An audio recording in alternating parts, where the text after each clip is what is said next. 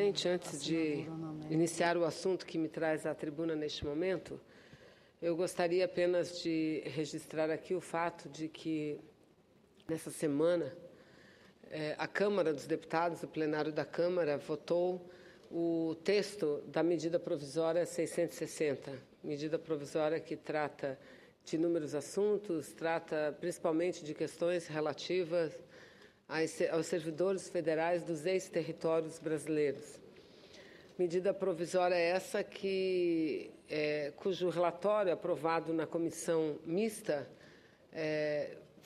acrescentou inúmeras emendas apresentadas à medida provisória e, portanto, o projeto chegou para a votação no plenário da Câmara com um tamanho bem maior do que chegou no Congresso Nacional, senhora presidente. Entre as inúmeras emendas apresentadas e aprovadas, encontravam-se emendas que tratavam da questão dos auditores fiscais do Brasil e uma emenda que foi apresentada por mim, mas também por outros parlamentares da bancada do Amazonas, que estabelece condições para que se formalize uma nova tabela para o plano de cargos e carreiras dos servidores da SUFRAMA, servidores da Superintendência da Zona Franca de Manaus, um órgão que coordena o modelo Zona Franca de Manaus e, para muito além de coordenar o modelo Zona Franca,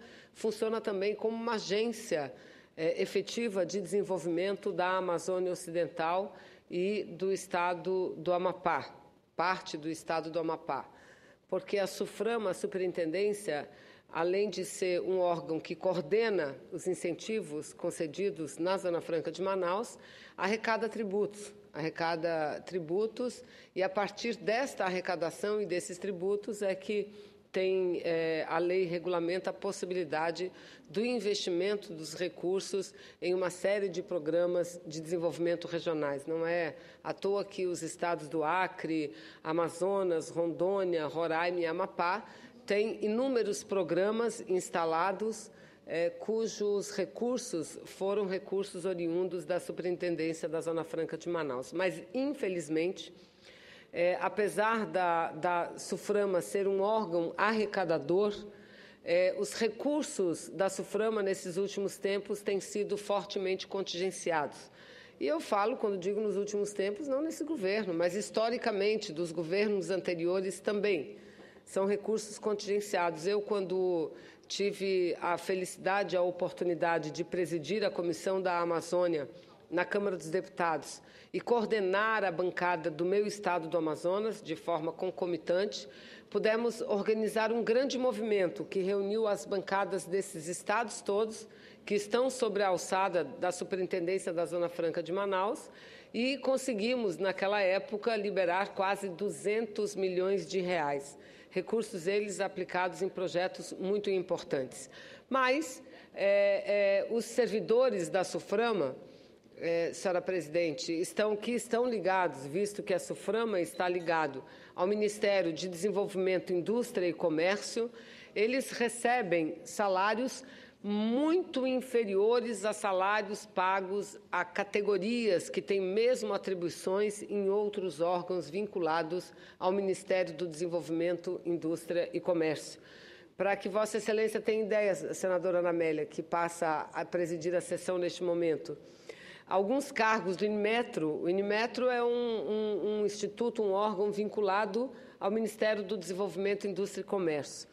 Alguns técnicos do INMETRO que recebem vencimentos de R$10 mil, os mesmos técnicos com funções assemelhadas, a mesma exigência de nível de escolaridade na SUFRAMA recebem em torno de R$3 a R$4 mil. Ou seja, salários muito mais significativamente inferiores à média paga aos servidores do Ministério de Indústria e Comércio. Então, a emenda foi apresentada aos parlamentares, a medida provisória foi relatada pelo deputado Silas Câmara, deputado do meu estado do Amazonas, e conseguiu a nossa bancada um forte apoiamento e a aprovação dessa emenda no plenário da Câmara dos Deputados. A grande parte das emendas à medida provisória 660 as emendas foram rejeitadas, na sua maioria, mas a emenda que trata do plano de cargos e salários da SUFRAMA foi aprovada. Aqui, nessa casa, aqui no Senado, o relator da matéria, por ser relator revisor, é o senador Randolph. Então, desde já, quero aqui dizer que tenho uma convicção plena, absoluta, não apenas pelo vínculo que tem o Estado do Amapá com a Superintendência da Zona Franca de Manaus, mas pelo compromisso que ele tem com o conjunto dos servidores públicos, que deveremos aqui no Senado repetir a votação da Câmara e aprovar essa emenda que é muito importante para os trabalhadores, para os trabalhadores da Superintendência da Zona Franca de Manaus. Então, é esse registro que faço. Em segundo lugar, senhora presidente, eu quero dizer que venho à tribuna para saudar uma importante iniciativa do governo federal, ocorrida nessa semana, o lançamento aconteceu nessa semana, que foi o Pacto Nacional do Enfrentamento às Violações dos Direitos Humanos na Internet. O objetivo desse pacto é ajudar a criar um ambiente virtual livre de discriminação e preconceito. Além do pacto, lançou-se também um site da internet, que é o www.humanizaredes.gov.br. Repito, www.humanizaredes.gov.br. Esse site deverá reunir informações para garantir mais segurança no ambiente virtual, principalmente para as crianças e adolescentes, além de auxiliar o enfrentamento de violações de direitos humanos que ocorrem pela internet, que ocorrem de forma online. A iniciativa será composta por 3 eixos de atuação, ou seja, serão trabalhados a denúncia, a prevenção e a segurança. No Pacto pela Denúncia, além do Disque 100, a Secretaria dos Direitos Humanos lança também a ouvidoria online. Esse canal, firmado em parceria com entidades provedoras de aplicativos, deverá mapear e irá mapear e apurar denúncias virtuais que serão encaminhadas à Ouvidoria Nacional dos Direitos Humanos, à Ouvidoria da Igualdade Racial e à Ouvidoria da Mulher, dependendo de cada caso, e com especial atenção, repito, às crianças e adolescentes. No Pacto pela Prevenção, serão criadas e estimuladas iniciativas que ajudem o usuário a se prevenir de violações dos direitos humanos, amparados, entre outras leis, pelo Marco Civil da Internet, pela Constituição Federal e pelo Estatuto da Criança e do Adolescente. No Pacto pela Segurança, o Humaniza Redes pretende contribuir para o uso responsável da internet e aplicativos, com a divulgação de dicas de segurança aos usuários da rede. E eu aqui reforço muito a questão das crianças e adolescentes, porque a internet hoje talvez seja o principal meio de comunicação, talvez até maior do que aquele meio de comunicação presencial.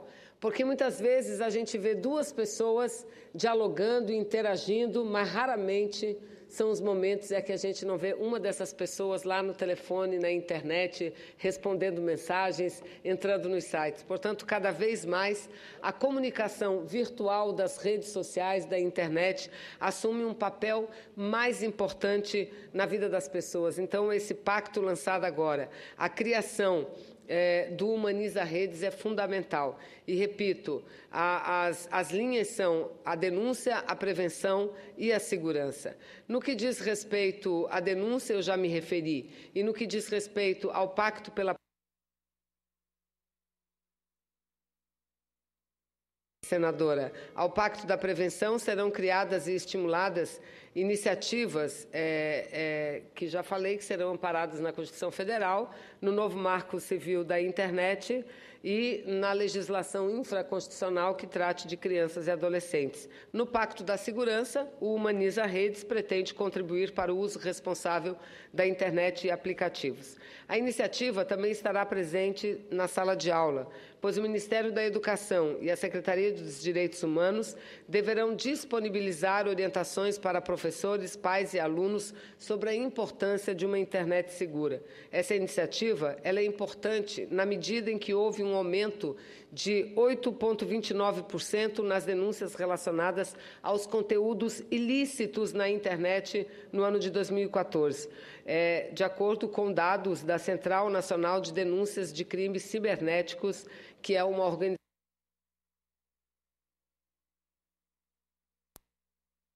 não governamental SaferNet Brasil. Segundo a SaferNet Brasil, foram recebidas quase 190 mil reclamações, envolvendo em torno de 59 mil páginas distintas da web. A SaferNet Brasil também destaca que nas eleições e na Copa do Mundo, que esses dois grandes eventos contribuíram para o aumento do número de denúncias relacionadas ao racismo, à xenofobia e ao tráfico de pessoas. O levantamento mostra o aumento de quase 35% das páginas indicadas como racistas e de 365% de conteúdos relacionados à xenofobia.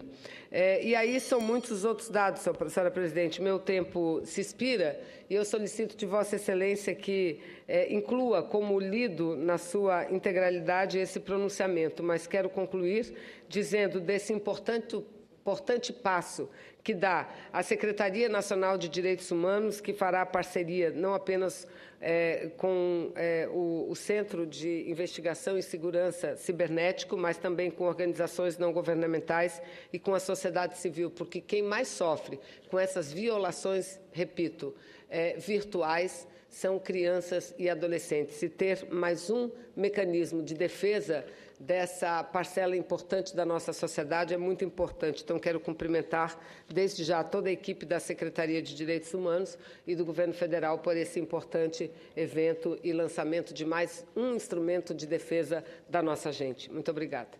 Senador Paim.